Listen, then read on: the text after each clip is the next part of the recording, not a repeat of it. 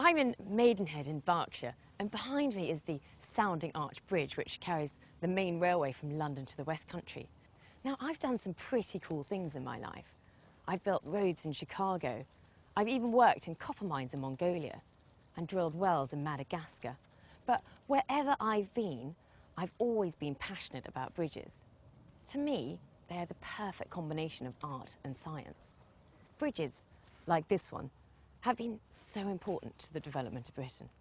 It's these transport connections which have created great trade links and allowed us to go and explore the world around us. The Sounding Arch Bridge was built by the father of engineering, Isambard Kingdom Brunel, who revolutionised public transport. It was Brunel's vision that you could buy a ticket in London, travel by train to Bristol and board the Great Eastern Steamship to New York.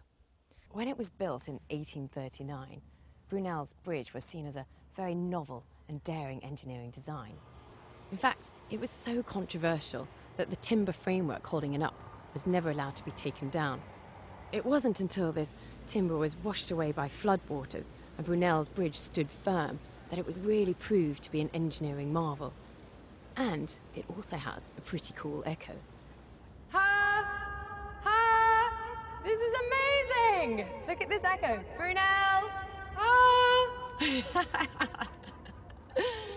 Woo!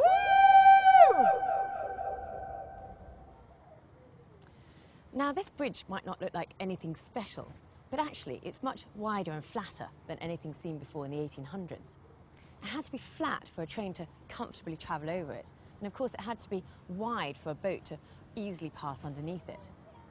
In fact, it teeters on the edge of acceptable physics. Let me show you why. So I've brought some Lego with me today to show you how Brunel's bridges work. One of the first types of bridges he might have considered in the 1800s would have been an arch bridge like this. Incredibly strong, all the stress from the top just going straight into these columns. Very humpy though, not very good for a train, so it can't climb up and then down the other side. So Brunel would probably have thought of another type of bridge, which might have been a beam bridge, just like this.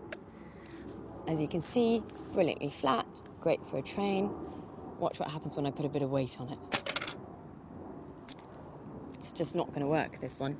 So what he did is he used a little bit of lateral thinking and he created like a beam crossed with an arch, or a very flat arched bridge.